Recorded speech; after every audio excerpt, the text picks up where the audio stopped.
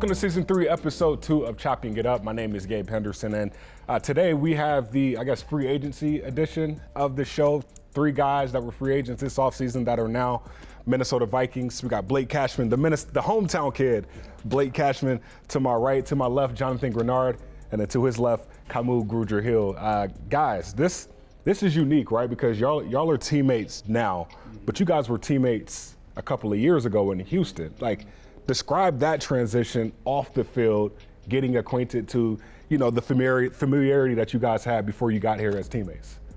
Well, I signed after these guys, but a big part of me signing here, outside of, defense and the way the organization is because of these two. Even having Andrew Van Ginkel and guys I'm familiar with, just being able to be back with them and share the locker room with them and outside of football and stuff, these are my guys. So it was a big influence for sure. Yeah, no, it was cool. I think that obviously seeing it now, it's like it's crazy to get here because nobody would expect it obviously just to be here. Cash maybe he's from here, but no, it's amazing. Like I said, I've grown and known these guys. This is my second year. It was my second year in the league when I first met Kamu, obviously, and then we obviously instantly hit it off, just being connecting as friends and obviously teammates. And then obviously meet Cash coming in that next following year, and at that point we've already grown because our lockers were pretty much right there next to each other, and we've grown from that point. So now just seeing how all it is now, just like full circle, it's pretty cool for sure. Yeah, it definitely makes the transition more exciting, more fun when you get to share the locker room with 2 great former teammates that I've had. I actually met Kamu probably like 4 years ago in AZ when I was out there training. But I've always said this from the moment I got to Houston, like these 2 guys, some of the best locker room guys I've been around. So you guys were locker mates in Houston, and now you guys are locker mates here in Minnesota. Like, is that something that you ask before you get in, before you make the team, or before you get this contract? I definitely did. So when I got here, I was my locker was a little separate, and there was an open one right next to JG. So I went up to, actually it was them, they went up to the equipment guy and was like, we need to move Kamu here. So yeah. Next day my locker was there, and so now we're back where we left off. Yeah, for sure. Yeah, it's a row of new guys. Yes, Shaq's like right there too. So it's cool, and it's crazy. Like, I don't even think about it now. Like, he was 51, I was 52, and he was 53. So like, literally, it was just kind of weird, and I just put that together. How literally it's just, hey man, nothing happens for everything happens for a reason, for sure. Blake, is it added pressure? Like, having former teammates here in your hometown, now you get to meet your former teachers and your former classmates. The real Blake. I don't think it's with former teammates, but just being home and everybody knowing you. Like, you definitely feel like there's this expectation, obviously, to perform well, but I just don't want to let those people down. And what I worry about, like if I had a bad game or let alone a bad series, like I always think about how my family's going to respond to people that might, heckle them about, my play. And so, as a professional football player, you got to handle that like a professional. But when it comes to your family and friends, they're not thinking the same way as you. So how do you balance that, right? Like, not many people get an opportunity to play in their hometown. Granted, their home state NFL team. So, like, how do you handle the business versus, man, I'm home? I think, it's just your time in the league where you understand how to deal and manage with the stress of the game, the stress of the business of the game. And then, you lean on your support system, you lean on teammates like these guys, and you can't get too hung up on the negatives. You just got to keep working hard and looking forward. I can't even fathom, like you just talked about, even my mom to this day, she gets she goes on social media or something, she sees something and she's like, I'm gonna say something. It's like, relax. Just, you're good, you're good. You know what I mean? So I know how, I can't imagine how it is being back in your home state where you're loved so much, but then you're also things can sway different ways in this league. And, but it's great to be here with him and support him through that and just all that, so. It's the underdog story too, right? Because when you talk about Blake's journey, being at University of Minnesota, earned a scholarship, you will walk on, earned a scholarship, and then ultimately you became the player who we know today. The underdog story. How did you guys develop that chip? Well, it's something I think you just naturally carry when you're put in that position. and I've been carrying that chip on my shoulder since I was 17, 18 years old. So I use it as like a tool to my advantage, going into, a Big Ten school, to a football team that I wasn't, recruited heavy, and I wasn't going to be given, the first crack at an opportunity. So you just have to keep your head steady and follow whatever your process is and whatever road you think is going to get you to your end goal. Like, that's what you do. And then, same thing when you get to the league. Like, at the end of the day, anybody that's playing college football just wants that opportunity. They want to strap up an NFL helmet and get the opportunity to touch the grass and show these coaches and GMs, teams, what they're made of. And once you do that, again, you go back to what your process is, or what you need to do in order to set yourself up to reach your goal. I just basically carried the underdog mentality all the way through college. I redshirted my first year. Didn't really play for, honestly, didn't start until pretty much my last year of college, honestly. I just kept getting spot minutes, and then you get to the league, and obviously, I'm thankful I got drafted, during the COVID year, which was crazy. So getting drafted there, and making it through there, and then obviously the journey through Houston, and y'all can obviously look that up. That was a journey in itself, from injuries to, different coaches, whatever the case may be, that finally led me here. And I think that my mentality throughout the whole entire process was just to continue to prove myself every time. Yeah, I think I've always found satisfaction in proving people wrong. I've didn't start playing football till my senior year of high school. Really, that's crazy. Is like grace of God, got a scholarship to Eastern Illinois, small school, and even there, like, NFL at those levels usually aren't in the picture. I'm just kind of doing my thing, and Jimmy Garoppolo was our quarterback.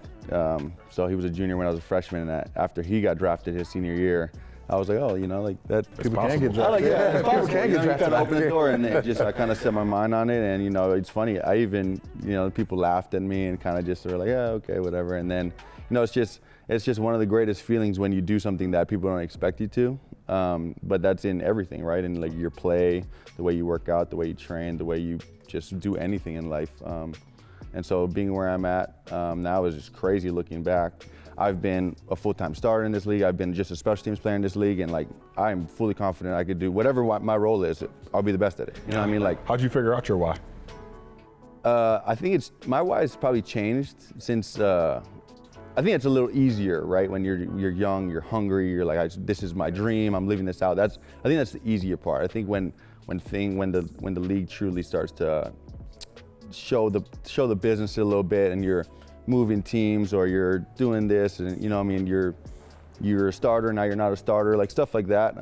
That's when you have to kind of hone onto like I said, your security, and like, hey, whenever I'm called, I know I can be the best at this. Whatever my role is, I'm gonna be the best at it, because that's just what I've done my whole career. This is who I truthfully know I am.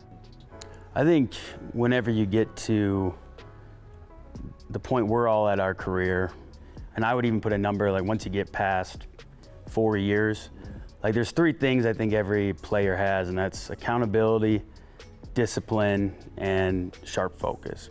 And as long as like you keep those 3 things, as long as you stay healthy and you can keep up with the physical demands of the game, like you can play a long time. Kamu was in year 9 for you.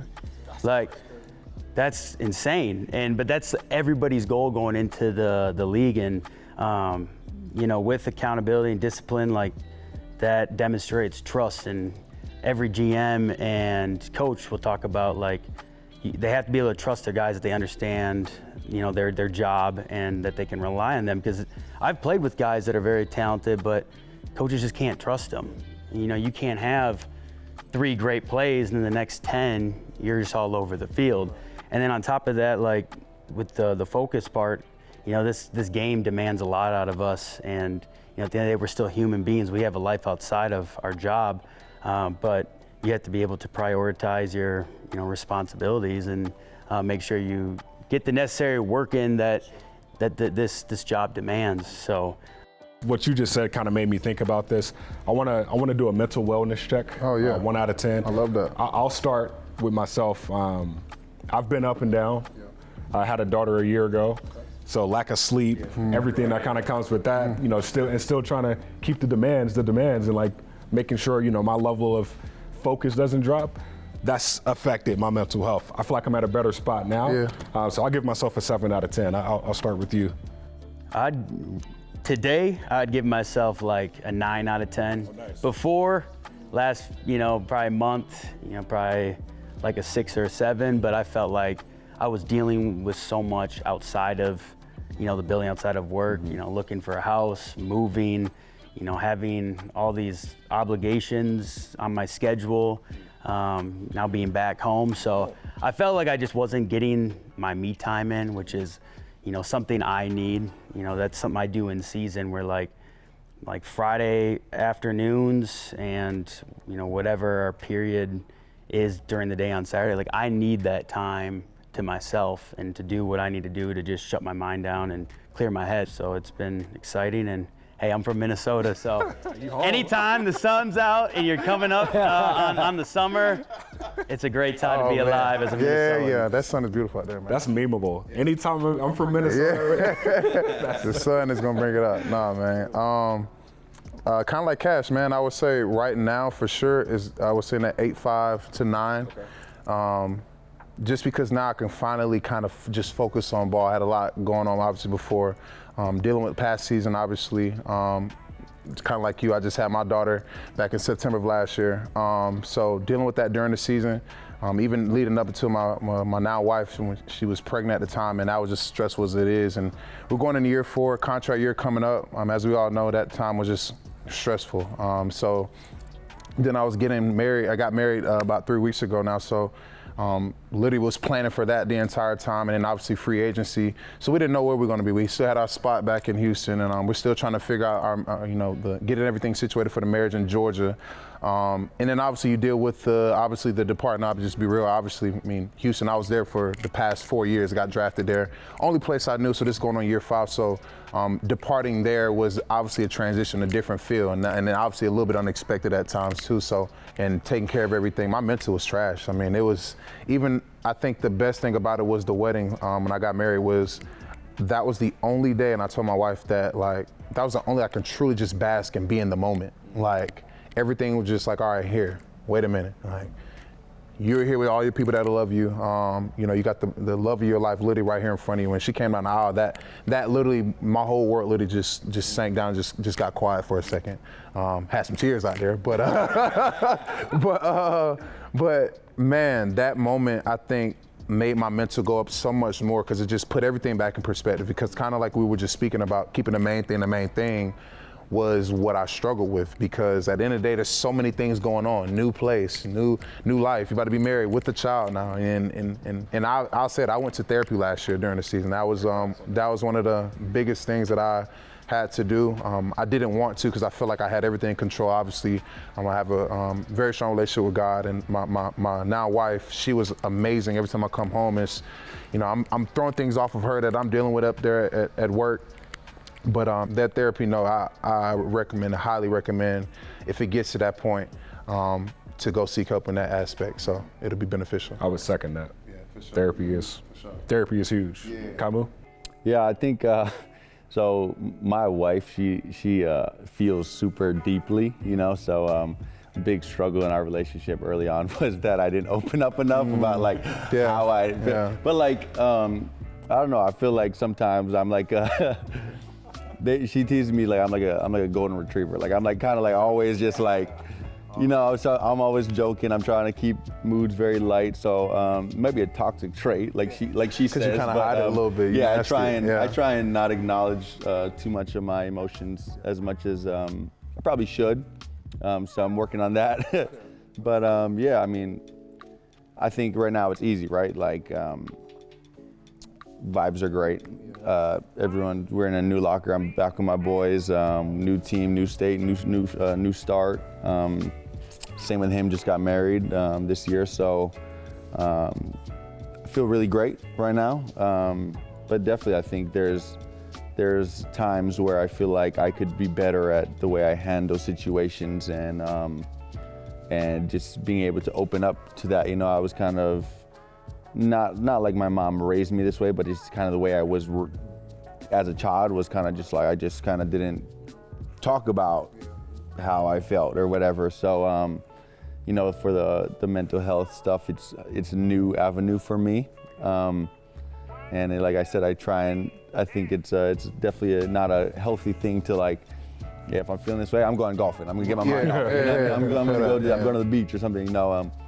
And I just try not to let things bring me down too much. But like I said, it's a work in progress for sure. So. I respect that. Like, I feel like, I mean, kind of like how we started. Like, every person needs a different type of energy in the locker room, and I feel like we need more Kamus in this world.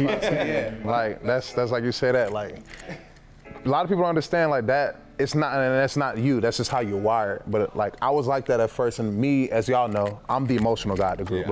Like super emotional, like super. Like whether I'm laughing really hard or I'm in a mood where I do not want to be bothered, like I'm like, you're just gonna see it. I wear my emotions on my sleeve. But that affected me, man. When you're the guy that's still laughing and the most laughing person in the room, you can't have bad days. And the fact that you got to kind of get beside yourself. And having my daughter is kind of, you know about that, you know, you don't take work home. Because when you see their face, you go home, they're just sitting there looking at you with a bright ball of energy, like, hey, like I remember to this day, my high school head coach, and I remember Coach Brown, to this day, he would say, you know, being a father is being a dad. I mean, being a father is very easy, but being a dad is very tough when you come home from them days when you're worn out and you're tired, and you got baby girl or baby boy, whoever you're at home, or it could be a significant other at home, and they're looking at you like, hey, I'm ready to see you, and you got to set that same energy you just had when you're going out to do what you were doing all day that you love and have fun with. So they don't deserve that. I just think that there's power in just opening up, so that way those people that love you so much and want to spend their time for you, they can feel that love at the same time. I love it, man. Look, the good thing that I love about chopping it up and doing this is they see you guys when you're in your numbers and in your helmets, but now we get a chance to see who you guys are off the field. So appreciate you guys opening up and allowing fans to get to know you a little bit more. Appreciate you. Appreciate it. Yeah. Man, we got to do this again. Absolutely. We got to. Yes, sir. Absolutely. My guy. Appreciate you. And this is love.